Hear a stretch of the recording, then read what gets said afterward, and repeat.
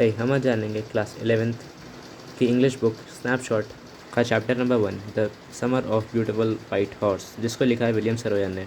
इस चैप्टर की स्टार्टिंग में एक ट्राइब को इंट्रोड्यूस किया गया है जिसका नाम है गेरोगेरियन फैमिली। ये अर्मेनियन ट्राइब्स है, मेरा मतलब अर्मेनियन ट्राइब्स है। इसमें उस ट्राइब के 2 लड़कों को इंट्रोड्यूस किया गया है जिनका नाम था अरम और मुराद। यहाँ पे अरम छोटा है, मुराद बड़ा है। मुराद को लोग जनरली पागल बोलते हैं उसकी हरकतों की वजह से। इन दोनों लड़कों को हॉर्स राइडिंग बहुत ज़्यादा पसंद है और इनका ज़िंदगी का हर एक लम्बा उस ही चीज़ के मैग्निफिसेंस में बीतता है। और ये लोग एक हॉर्स राइड करना चाहते हैं, लेकिन ये लोग बहुत ज़्यादा गरीब होते हैं, इसलिए हॉर्स को ख़रीद नहीं सकते।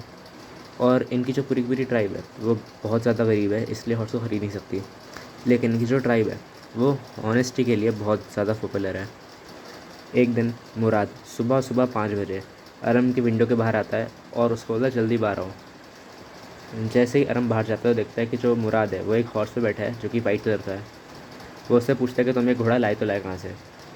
मुराद बोलता है अगर हॉर्स राइडिंग करनी है तो जल्दी से आ जाओ, नहीं तो चुपचाप सोते रहो। अरम को लगता है कि हॉर्स चोरी का है, लेकिन वो ये सोचता है कि चोरी की चीज़ अगर हम खाएं या फिर हम पहने तो वो चोरी कहलाएगी, लेकिन हम चोरी की चीज़ की राइड करें और वापस दे दें तो ये चोरी नहीं होगी। वो भी मुराद के साथ बाहर आ जाता है और फिर ये लोग निकल जाते हैं हॉर्स राइड पे।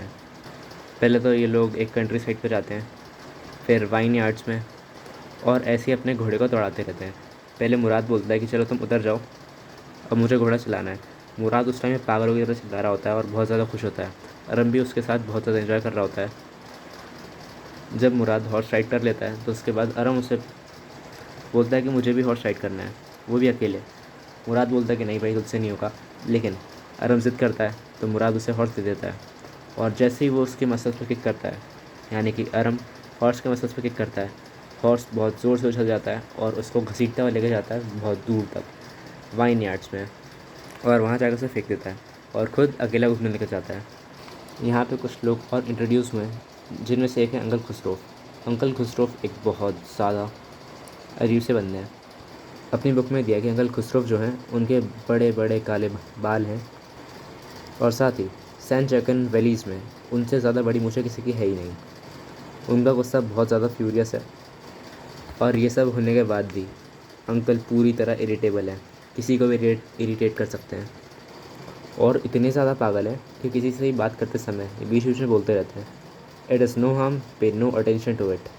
एक बार की बात है, नरेटर बता रहा है कि इनके घर पे एक बार आग लग गई थी और ये कुछ गलियां छोड़ के एक दुकान पे बैठे थे, बार्बर के शॉप पे। इनका बेटा इनके पास दौड़ता हुआ बोला कि पापा आग लग गई। इनका बेटे पे इनने चिल्लाया और बोला कि इट इज़ नो हार्म, पे नो अटेंशन टू इट। इसके बेटे ने फिर से दोहराया कि पापा आग लग गई है, जल्दी चलो। लेकिन फिर से अंकल खुशरो बोलते हैं दहाड़ते हुए, एकदम रोरिंग स्टाइल में, इट इज़ नो हार्म, पे नो अटेंशन टू इट। बार बार भी इनको यही बोलता है कि अंकल जी आपके घर पे आग लग गई है, आपका बेटा रो रहा है, जाके देख लो एक बार। अंकल जी हमारे और गुस्सा हो जाते हैं, फिर बोलते हैं दहाड़ते हुए, इट इज़ नो हार्म, पे नो अटेंशन टू इट। उसके बाद सबको क्लियर हो जाता है कि ये अंकल पागल ही हैं। लेकिन अरम बोलता है कि जो मुराद है वो भी शायद उनका डिसेंडेंट ही है, मतलब उनका ही वंशज है, और उनकी आदतें मुराद में भी आई हैं, तभी तो मुराद इतना ज़्यादा पागल है। मुराद भाई एक अजीब सा इंसान है, अजीब सा ही बंदा है। वो हर जानवर से बात करता है, उसको सबकी नॉलेज है, सबकी कंप्लीट नॉलेज है। वो घोड़ा चलाने में एक्सपर्ट है, वो जानवरों के साथ बात करता है, वो पंछियों से बात करता है और पंछी से डरते भी नहीं हैं। और भी कई सारी चीज़ें ऐसी हैं जो कि मुराद के बारे में बहुत ज़्यादा स्पेशल है, जो कि उसे एक नॉर्मल ह्यूमन बीइंग से एक अच्छा खासा इंटेलिजेंट ह्यूमन बीइंग बना दिया। Back to the story. हमने देखा कि अपना घोड़ा जो था वो गुम चुका है। अब मुराद उन्हें बोलता है अपने अरम भाई को कि जाओ भाई ढूंढ के लाओ इसे।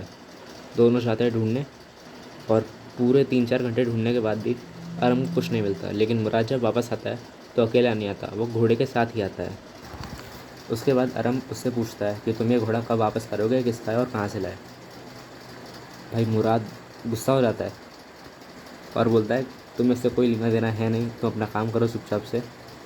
हम रोज़ हॉर्स राइड करेंगे और जब मेरा मन करेगा मैं इसे वापस रिटर्न कर दूंगा, कि जिसका भी हो तुम्हें इससे कोई लेना देना नहीं है। उसके बाद मुराद इसे इमोशनली ब्लैकमेल करता है, ये बोलते हुए कि अगर तुम्हें हॉर्स राइडिंग नहीं करनी तो मैं इसे वापस करके आ जाता हूँ, या फिर मैं इसे अकेला ही चलाऊँगा, तुम मत करना। आराम था भाई छोटा सा, वो हो जाता है सेंटी। वो बोलता है चल ठीक है भाई, मान ली तेरी बात, लेकिन जब तक अब मैं हॉर्स राइड करूँगा तब तक मुझे पूरी नहीं आ जाती। ये उस घोड़े को रोज़ लेके आते हैं, रोज़ दौड़ाते हैं और अरम रोज़ गिर जाता है, लेकिन कुछ टाइम बाद अरम भी सीख जाता है। एक दिन ये लोग अपने घोड़े को वापस लेके जा रहे होते हैं हॉर्स राइडिंग के बाद, सुबह सुबह। तो इनको एक आदमी मिलता है जिसका नाम होता है जॉन बायरो। जॉन बायरो जैसे उनसे मिलता है, उसे लगता है कि उसका ही घोड़ा है, और एक्चुअली में at the end of the story तुम्हें ये पता चलेगा कि जॉन बायरो का ही घोड़ा होता है, जो कि मुराद उचका के ले आया। जॉन बायरो उसको हेलो बोलता है, अपने अरम और मुराद को। मुराद बोलता है लेट मी हैंडल इट।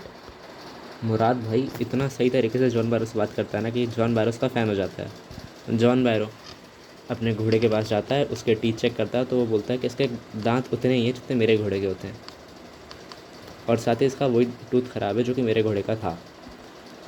लेकिन उसके बाद मुराद बोलता है कि हम घेरो घेरन फैमिली से अंकल जी, हम चोरी वगैरह नहीं करते, जाओ यहाँ से। तो भाई अपने जॉन बायरो बात मान जाते हैं, क्योंकि उसे लगता है हाँ भाई ये चोरी थोड़ी करेंगे। मतलब समझ रहे हो, ट्राइब का नाम बदनाम कर रहे हैं लोग।